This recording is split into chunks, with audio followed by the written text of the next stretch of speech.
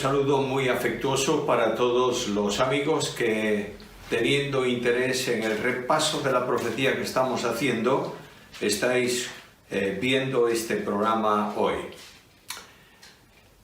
Antes de nada, quiero resumir un poco todo lo mucho que hemos visto corriendo por encima en los estudios anteriores, y voy a poner el gráfico que se titula ahí La Tribulación, y que es un resumen de todo. Como estáis viendo, en la parte de arriba del gráfico están los juicios de Dios, primeramente manifestados en los sellos, luego en las trompetas que se abren en el séptimo sello, y al final también en las copas. Notaréis que al final del gráfico están las bodas del Cordero y el descenso del Señor a la tierra en su segunda venida, mientras que a lo largo de esos 7 años y medio en la tierra aparecen las dos bestias. Primero la que sube del mar, que es el anticristo. Está ahí el centro de la semana, de la última semana de Daniel, con el entronizamiento del anticristo y el número de la bestia 666, y van corriendo hacia el final de la tribulación, en donde todo este sistema impío será destruido por Dios. Dicho esto, vamos al tema de hoy, que tiene que ver con el Espíritu Santo en la tribulación. Y antes de eso, yo quiero llamar vuestra atención a un pasaje del libro de Apocalipsis, capítulo 7, versículo 9 en adelante. Dice así: después de esto miré, y he aquí una gran multitud, la cual nadie podía contar, de todas naciones y tribus y pueblos y lenguas, que estaban delante del trono y en la presencia del Cordero, vestidos de ropas blancas y con palmas en las manos, y clamaban a gran voz diciendo: la salvación pertenece a nuestro Dios, que está sentado en el trono, y al Cordero. Y todos los ángeles estaban en pie alrededor del trono y de los ancianos y de los 4 seres vivientes, y se postraron sobre sus rostros delante del trono y adoraron a Dios diciendo: amén. La bendición y la gloria y la sabiduría y la acción de gracias y la honra y el poder y la fortaleza sean a nuestro Dios por los siglos de los siglos. Amén. Entonces, uno de los ancianos habló diciéndome: estos que están vestidos de ropas blancas, ¿quiénes son?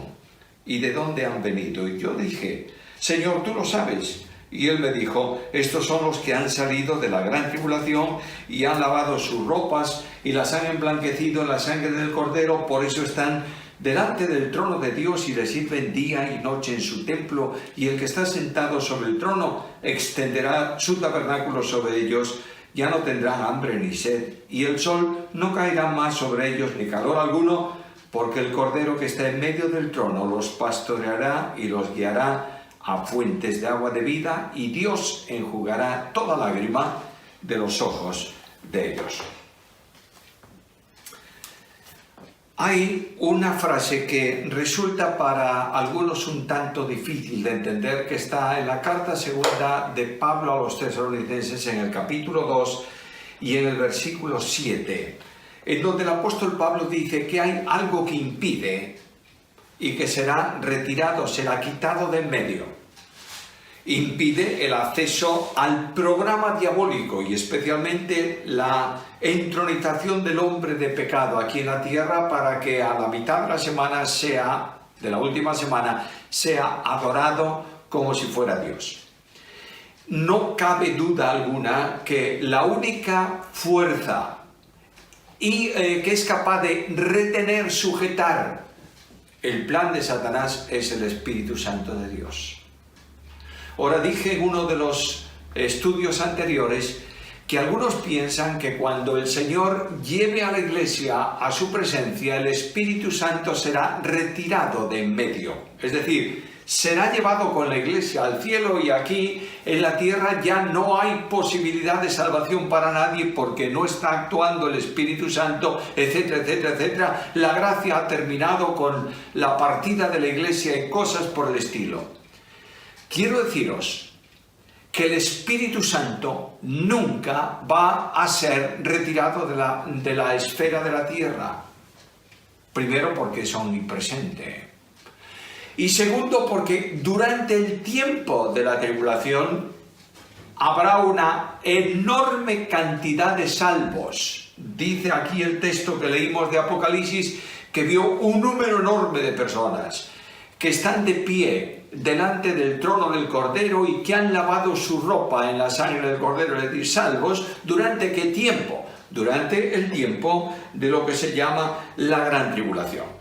Notaréis que a lo largo de la historia el Espíritu Santo, y especialmente en esta dispensación, el Espíritu Santo tiene oficios peculiares que cuando la Iglesia sea trasladada a la presencia terminan. Por ejemplo, la formación de un cuerpo en Cristo, lo que se llama el bautismo, la morada plenaria como templo de Dios en cada uno de los creyentes, etcétera, etcétera, el sello como propiedad de Dios de los creyentes de la Iglesia. Esto termina en un ministerio que concluye cuando la Iglesia es llevada a la presencia de Dios. Pero el Espíritu Santo estará acompañando a un grupo de evangelistas, 144.000, que predicarán el Evangelio por todo el mundo durante el tiempo de la Gran Tribulación. De modo que durante el tiempo de la tribulación se va a predicar el Evangelio. Ahora, ¿qué tipo de Evangelio es el que se predica durante la tribulación? Antes de eso, mirad por favor conmigo en Mateo capítulo 24 y versículo 14, donde se anuncia eso mismo por el Señor.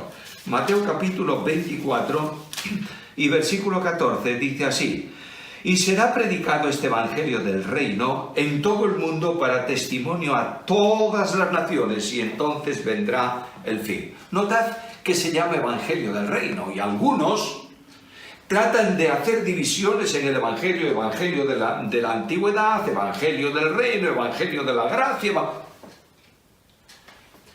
El Evangelio del reino lo predicó Juan el Bautista y lo predicó Jesús.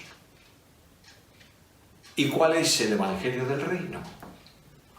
El Evangelio del reino llama al hombre al arrepentimiento. ¿Solo eso? Juan dice: he aquí el Cordero de Dios que quita el pecado del mundo. Ahora mira por favor al apóstol Pablo. Predica Pablo el Evangelio en Atenas. ¿Qué Evangelio predica? El Evangelio del arrepentimiento, que es sinónimo de fe.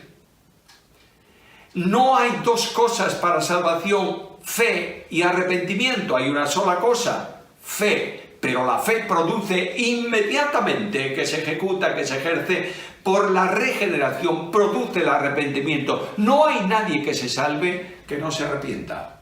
No hay ningún salvo que no se arrepiente. Y Pablo proclama este Evangelio y dice: Dios manda ahora a todo hombre en todo lugar que se arrepiente. Primer punto del Evangelio del reino. Segundo punto: he aquí el Cordero de Dios que quita el pecado del mundo. Amigos míos queridos, no hay varios evangelios, hay un solo evangelio. Y se habla del evangelio eterno en el Apocalipsis, porque el plan de salvación es un plan eterno, generado por Dios antes de la creación del mundo. Por tanto, el evangelio, el mensaje que proclama la salvación, es un evangelio eterno, procede directamente de Dios. El mensaje varía, el objetivo es el mismo. No se salva nadie más que por gracia, mediante la fe, en cualquier tiempo de la historia. Ahora, cuando vamos a la salvación en el Antiguo Testamento, la salvación se obtiene individualmente, exactamente igual que en el Nuevo Testamento, en el tiempo actual, y la aceptación de la salvación es por medio de la fe. Todos los hombres de la antigua dispensación se salvaron por gracia mediante la fe. Y nos dice la Escritura que Abraham fue justificado. ¿Cómo? Fue justificado por la fe. Abraham creyó y le fue contado por justicia. Ahora, hay un aspecto de salvación que además de individual puede ser nacional, en el sentido de bendiciones especiales para la nación de Israel. Bendiciones que el libertador, según la profecía, traerá y ejecutará, hará cumplir. El libertador es el Mesías. Cuando el Mesías venga con esplendor, con gloria, a establecer su reino en la tierra, se harán reales las bendiciones, las promesas de tierra dadas a Israel. Pero quiero deciros que Abraham, padre de la nación hebrea, no esperaba promesas terrenales, sino celestiales. Esperaba una ciudad que tiene fundamento, cuyo constructor y arquitecto es Dios. Por tanto, durante el tiempo futuro, el reino de Dios en la tierra, la salvación nacional, es decir, que Israel será liberada de sus enemigos, podrá adorar a Dios libremente, tendrá tranquilidad y paz, etcétera, etcétera, tendrán un cumplimiento pleno en el milenio, cosa que no ha podido cumplirse en el tiempo actual. Pero durante el tiempo de la tribulación comienza la salvación individual de aquellos de Israel que van a ser salvos. Estoy fijándome en las notas, tengo muchísimas, para que no se me quede nada que pueda ser interesante. Ahora, durante la tribulación, especialmente, habrá dos personas, los dos testigos, que van a predicar el Evangelio en Jerusalén y van a predicar el Evangelio a Israel. Yo quiero deciros que el apóstol Pablo anticipa la salvación de todo Israel, capítulo 11 de la carta a los Romanos, y versículo 26, dice la palabra del Señor, versículo 25, para enlazarlo, porque no quiero, hermanos, que ignoréis este misterio, para que no seáis arrogantes en cuanto a vosotros mismos, que ha acontecido a Israel endurecimiento en parte hasta que haya entrado la plenitud de los gentiles, y luego todo Israel será salvo, como está escrito: vendrá de Sión el libertador, que apartará de Jacob la impiedad. Todo Israel será salvo. ¿Qué es eso de todo Israel? Para algunas personas la idea es que todos los israelitas, no importa dónde estén, van a ser salvos. ¿Es verdad eso? ¿Lo enseña la Biblia? No. Mirad, por favor, capítulo 9 de Romanos, versículos 6 y 7. No que la palabra de Dios haya fallado, porque no todos los descendientes de Israel son israelitas. Escucha bien lo que dice Pablo. No todos los descendientes biológicos de Israel son israelitas. Dice la profecía que entonces, dice el apóstol más adelante, que entonces todo Israel será salvo. ¿Quiénes? Escucha lo que dice a continuación. Ni por ser descendientes de Abraham son todos hijos, sino en Isaac te será llamada descendencia. Es decir, un israelita para Dios no es el descendiente biológico, es el que nace por medio de la fe. Y es precisamente eso lo que se manifestará en un grupo de personas de Israel, que son lo que la Biblia llama el remanente. Por tanto, durante ese tiempo, el tiempo de la tribulación, ese remanente elegido por Dios será salvo por gracia y será cuidado por Dios. Lo veremos en otro de los estudios. Será cuidado por Dios durante el tiempo de la tribulación, para que puedan llegar al final de la misma y entrar al reino de Dios en la tierra. Ahora, ¿cuál es la salvación en la tribulación y cómo se va a salvar la gente en la tribulación? Del mismo modo que en la era presente. Se van a salvar por gracia mediante la fe.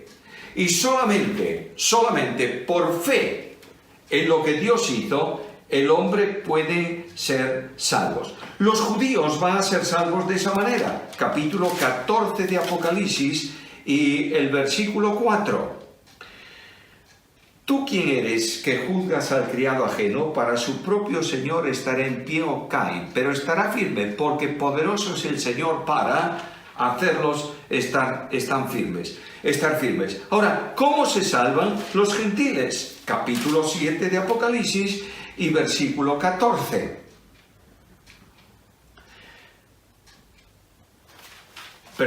Apocalipsis, capítulo 7 y versículo 14. Estaba en otra parte y claro, ahí no está el versículo. Apocalipsis 7, 14. Yo le dije: Señor, pregunta, hay una multitud ahí de gente salva, y le pregunta uno de los ancianos a Juan: ¿quiénes son estos que están vestidos de ropas blancas? ¿De dónde han salido? Indudablemente la iglesia está en la presencia de Dios. ¿Quiénes son estos todos? Y yo le dije, Señor, tú lo sabes. Y él me dijo, estos son los que han salido de la gran tribulación y han lavado sus ropas y las han emblanquecido en la sangre del Cordero. De manera que durante la tribulación una enorme multitud de personas es salva. Son salvas durante el tiempo de la tribulación. ¿Por qué son salvos? De la misma manera, por la obra del Espíritu Santo que convence a los hombres de pecado. El Evangelio que se proclama durante la tribulación, capítulo 14 de Apocalipsis, versículo 6, es el Evangelio eterno. Vuelvo a reiterar o a remarcar ese asunto. Vi volar por medio del cielo a un ángel que tenía el Evangelio eterno para predicarlo ¿a quiénes? ¿A los judíos? No, a los moradores de la tierra, a toda nación, tribu, lengua y pueblo, diciendo a gran voz, temed a Dios y dadle gloria, porque la hora de su juicio ha llegado, y adorad a aquel que hizo el cielo y la tierra, el mar y las fuentes de las aguas. De modo que se predica el Evangelio eterno, el único Evangelio. Es predicado a las gentes de la tierra y miles, yo diría millones de personas, por la acción iluminadora del Espíritu Santo, por la acción redarguidora del Espíritu Santo, por el llamamiento de Dios, aceptan el mensaje del Evangelio y van a ser salvos. Ahora, ¿quiénes son los evangelizadores? Bueno, hemos leído antes, aquí en Apocalipsis, capítulo 14, que vio... Leemos el texto bíblico 14.1. Después miré aquí, el Cordero estaba en pie sobre el monte de Sión y con él 144.000 que tenían el nombre de él y el de su Padre escrito en las frentes. De manera que Dios ha escogido de la tribu de Israel, de las tribus de Israel, de las 12 tribus, 12.000 por cada una de las tribus, de modo que son 12 por 12, 144.000 personas. Los escoge para enviarlos por todo el mundo a predicar el Evangelio, para que se cumpla aquel versículo de Mateo capítulo 24, que el Evangelio será predicado por todo el mundo y entonces vendrá el fin. Mirad, se alegoriza mucho la Biblia. Y se está diciendo que hoy en día se está cumpliendo esto porque el Evangelio se predica por radio, por televisión, no sé por qué, por cuántas maneras, en todo el mundo. Y en la medida en que prediquemos más el Evangelio, aceleramos la venida de Cristo. El Evangelio que Cristo anuncia que se predicará por todo el mundo. Y dice Isaías que estos 144.000 van a ser enviados también a las islas más lejanas. Se predicará por 144.000 predicadores del Evangelio escogidos por Dios en el tiempo de la gran tribulación. Durante ese ministerio, el Evangelio va a ser llevado a las naciones y va a ser predicado para salvación a todos estos miles que aparecen aquí en el capítulo del Apocalipsis. Ahora yo quiero añadir algo más. He hablado antes de que de Israel va a ser salvo solo el remanente. Durante toda la historia de Israel, el pueblo de Israel ha sido rebelde contra Dios.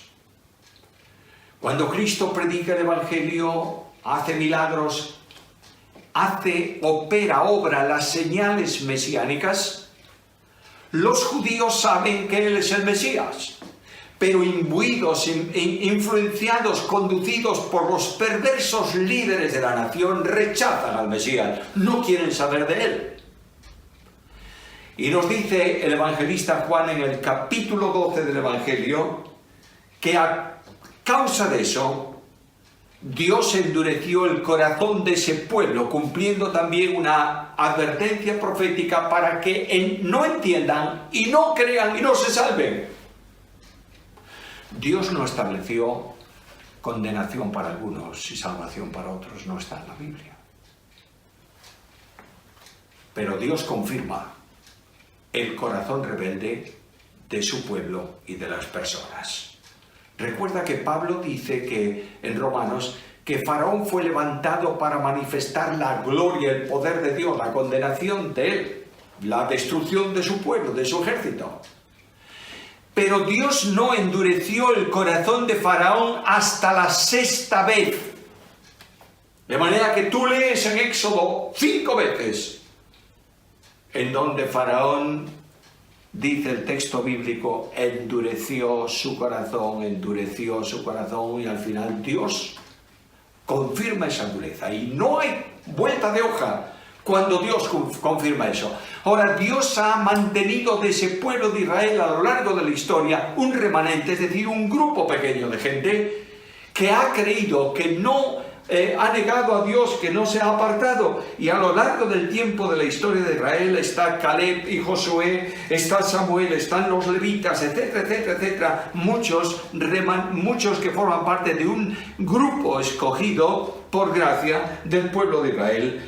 En el Nuevo Testamento, en el nacimiento de Cristo, está Zacarías y Elisabet, que están esperando al Mesías, está Juan el Bautista, está María y José, está Simeón. Y este grupo de creyentes son un grupo salvos en medio de un pueblo reprobado a causa de la dureza de su corazón. Ahora, durante el tiempo de la tribulación, la dureza del corazón de este grupo, del remanente de Israel en aquel tiempo, será levantada. Y ellos verán a aquel que crucificaron y se arrepentirán en llanto y vendrán al encuentro de Cristo por la fe y serán salvos. La salvación de ese remanente va a tener lugar especialmente por el ministerio de 2 testigos. Capítulo 11 del libro de Apocalipsis, versículos 1 al 14.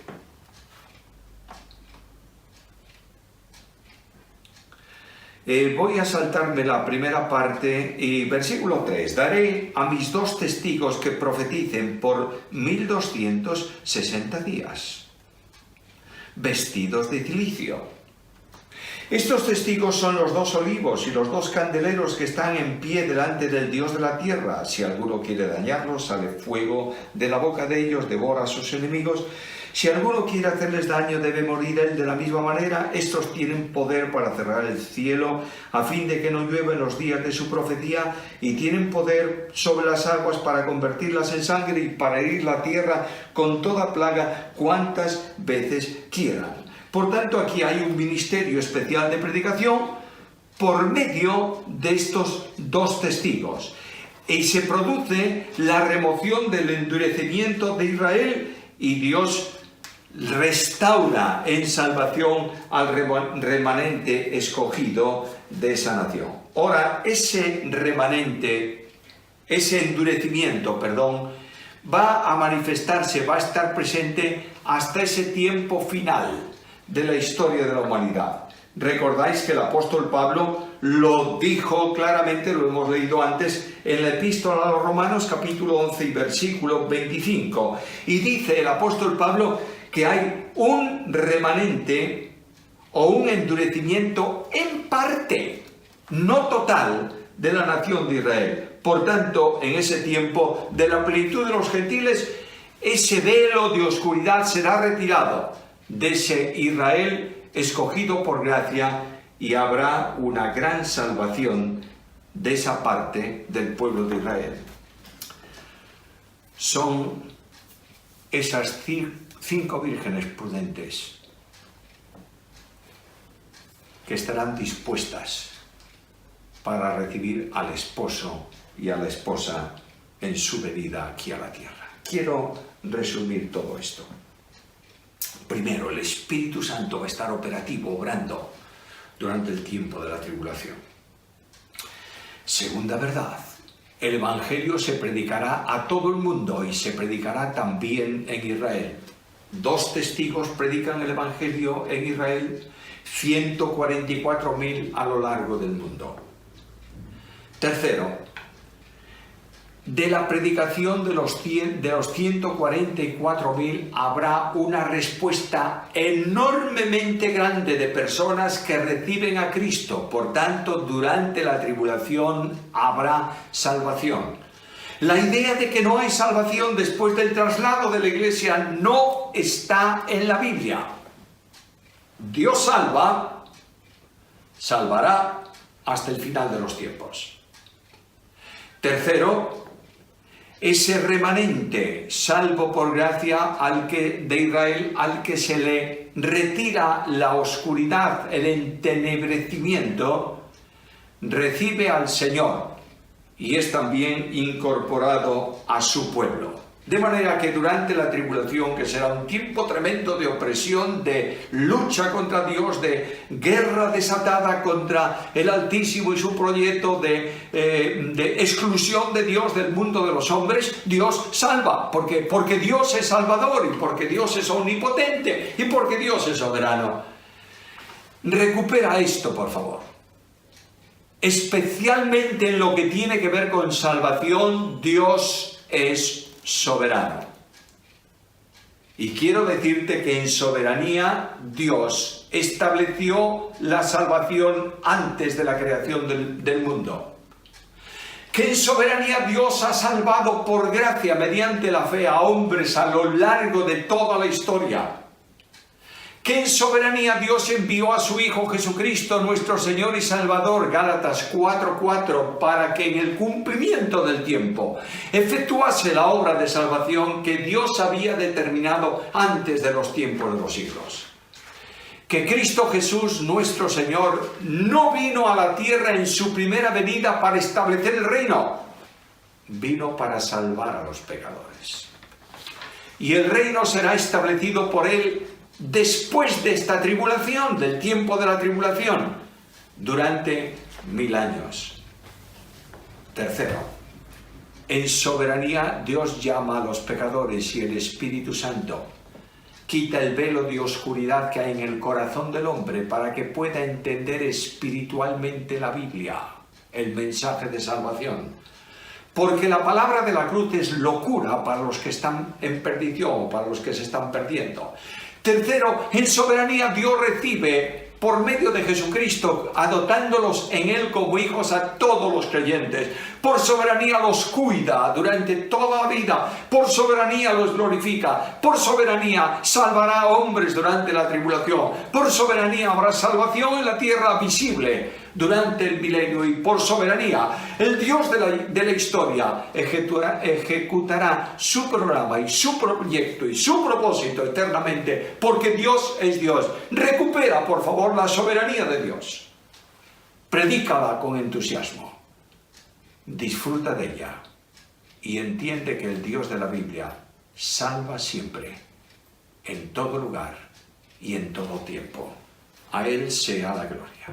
Puedes tener paz en la tormenta, fe y esperanza cuando no puedas seguir. Y aun con tu mundo hecho pedazos, el Señor guiará tus pasos en paz en medio de la tormenta. Muchas veces